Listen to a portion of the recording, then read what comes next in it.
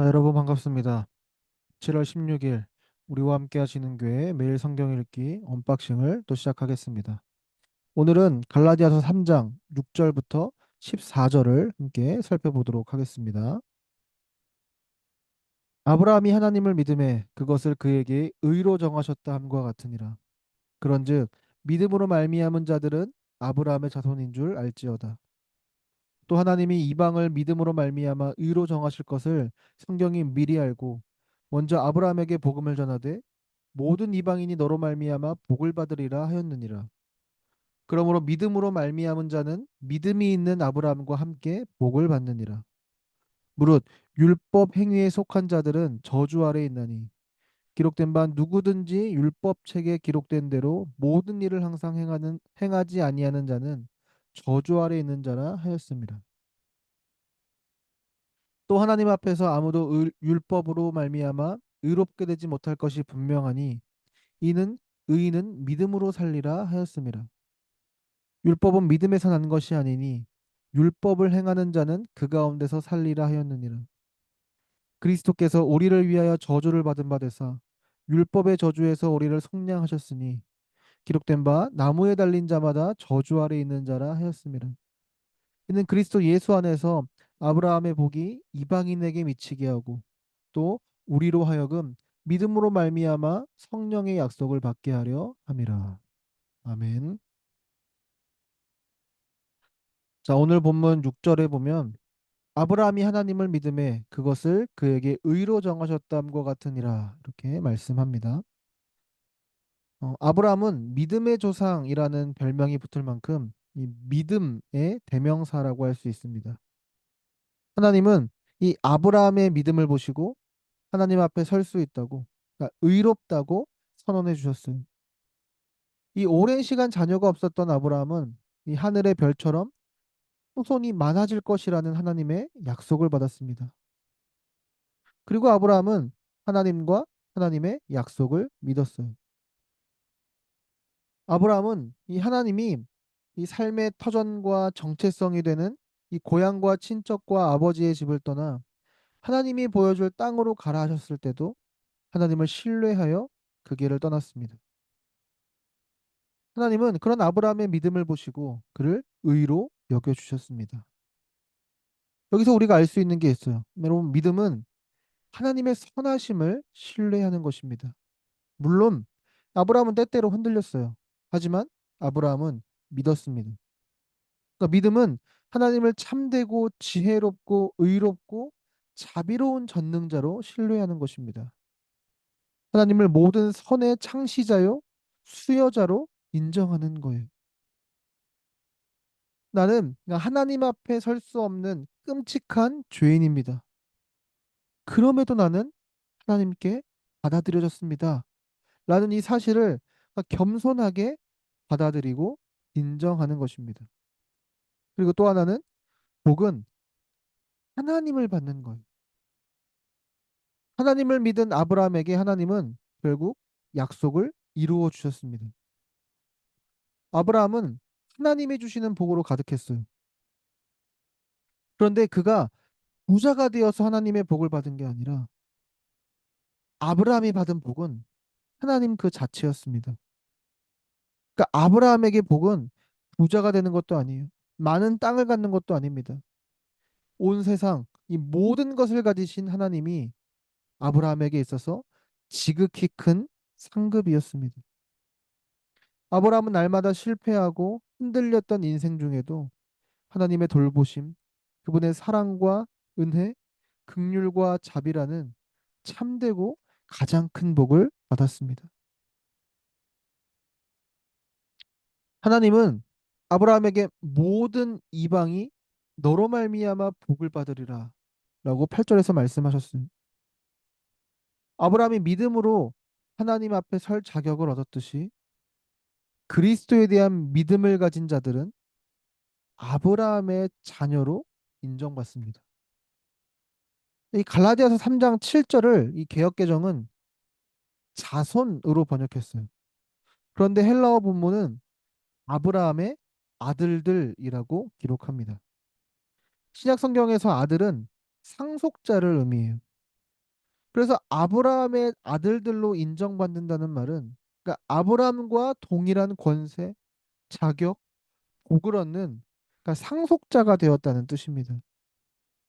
아브라함의 자녀들 역시 아브라함과 동일하게 하나님을 받습니다.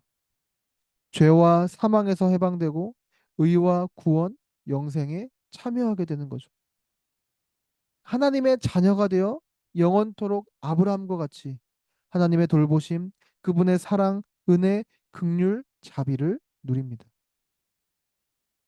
여러분, 우리가 이 복을 받기 위해 우리에게 필요한 것은 오직 믿음뿐이에요. 다른 길이 하나 있긴 해요. 그것은 율법이 요구하는 모든 것을 완벽하게 다 지키는 것입니다. 하지만 그 일은 우리에게 불가능한 일이에요. 그래서 그러니까 믿음으로 의롭게 된다는 이 소식이 그러니까 율법이 요구하는 모든 것을 완벽하게 다 지키면 우리가 하나님께 받아들여질 수 있는데 우리가 그럴 수 없잖아요. 그래서 믿음으로 의롭게 된다는 소식이 우리에게 복음, 그러니까 좋은 소식이 되는 것입니다. 하지만 이 하나님이 마련해 주신 이 길이 있음에도 불구하고 다른 길을 찾는 사람들이 있습니다. 멀리서 찾을 필요가 없어요. 바로 우리 자신입니다. 이 갈라디아 교회에 침투한 이 거짓 교사들처럼 우리도 복을 위한 막 다른 길을 찾아다닙니다. 그러니까 내가 하나님 앞에 설 다른 경로를 찾는 거예요. 오늘 본문 갈라디아서 3장 10절부터 12절에 보면 무릇 율법 행위에 속한 자들은 저주 아래 있나니 기록된 바 누구든지 율법 책에 기록된 대로 모든 일을 항상 행하지 아니하는 자는 저주 아래 있는 자라 하였습니다. 또 하나님 앞에서 아무도 율법으로 말미암아 의롭게 되지 못할 것이 분명하니 율법은 믿음에서 난 것이 아니니 율법을 행하는 자는 그 가운데서 살리라 하였느니라. 이렇게 말씀이. 우리가 받은 은혜에 율법의 행위를 더할 때 우리는 우리가 하나님 앞에 설 수 있다고 믿어요. 하지만 성경은 그러니까 율법의 행위로 우리가 받을 것은 저주뿐이라고 말씀합니다. 율법이 요구하는 모든 것을 행하지 않는 사람은 저주 아래 있습니다. 하지만 그 누구도 율법이 요구하는 모든 것을 행하지 않아요. 따라서 그러니까 율법의 행위를 쫓는 사람들은 저주 아래 있을 수밖에 없습니다. 그리고 율법이 요구하는 것을 완벽하게 지킨다면 그러면 그 사람은 하나님 앞에 설 수 있어요. 하지만 누구도 율법이 요구하는 것을 다 지킬 수 없습니다. 따라서 율법의 행위로 하나님 앞에 서려는 사람들은 결국에는 그 반대로 저주 아래 있게 됩니다. 우리 삶의 안전과 행복, 의미를 위해 우리는 열심히 성취를 쫓아요. 하지만 어느 누구도 목표에 다다를 수 없습니다. 발버둥 치면 칠수록 우리는 불안해져요. 불행해집니다. 더 위험해지는 거죠. 내가 내 경건 생활을 더 한다고 해서 우리가 하나님 앞에서 더 가까이 서게 할 자격이 주어지는 것도 아닙니다. 그럼 그러려면 우리가 성경을 얼마나 읽어야 되나요? 기도는 몇 시간을 더 해야 됩니까? 이 십계명의 각 계명들은 어느 정도로 지켜야 우리가 하나님 앞에 설 수 있는 거죠? 내 신앙생활의 경력, 내 열심으로는 하나님 앞에 설 자격을 우리는 얻을 수 없습니다. 이것으로 우리가 얻을 수 있는 것은 저주뿐이에요. 따라서 어떤 의미에서 우리는 모두 복을 받을 사람이 아니에요. 우리는 저주를 받을 사람들이죠. 그런데 우리는 성경에서 우리 대신 저주를 받은 한 사람을 보게 됩니다. 오늘 본문 13절 보세요. 그리스도께서 우리를 위하여 저주를 받은 바 돼서 여기서 우리를 위하여보다 우리 대신이란 말에 더 잘 어울려요. 더 옳아요. 우리를 대신하여 저주를 받은 바 돼서 율법의 저주에서 우리를 속량하셨으니 기록된 바 나무에 달린 자마다 저주 아래 있는 자라 하였습니다. 이렇게 말씀합니다. 그분은 하나님이 요구하시는 율법 행위를 완벽하게 지키셨어요. 율법을 지켜서 유일하게 하나님 앞에 설 자격을 갖추신 분이 바로 예수 그리스도십니다. 하지만 그분은 저주를 받아야 하는 우리를 속량하시려고 단지 저주를 받으신 정도가 아니라 그러니까 저주가 되셨습니다. 고린도후서 5장 21절은 이렇게 말씀해요. 하나님이 죄를 알지도 못하신 이를 우리를 대신하여 죄로 삼으신 것은 우리로 하여금 그 안에서 하나님의 의가 되게 하려 하심이라. 예수님이 우리를 위하여 죄인이 되심으로 우리도 똑같은 방식으로 의롭게 되었습니다. 그러니까 예수님이 받으신 저주는 하나님이 그분을 죄인으로 여기셨다는 뜻이에요. 마찬가지로 우리가 받은 복은 하나님이 우리를 완전히 의롭고 흠없는 존재처럼 여기신다는 뜻입니다. 그렇게 우리는 예수님의 은혜 덕분에 하나님 앞에 설 수 있게 되었습니다. 영원토록 하나님의 돌보심, 사랑, 은혜, 긍휼과 자비라는 큰 복을 누립니다.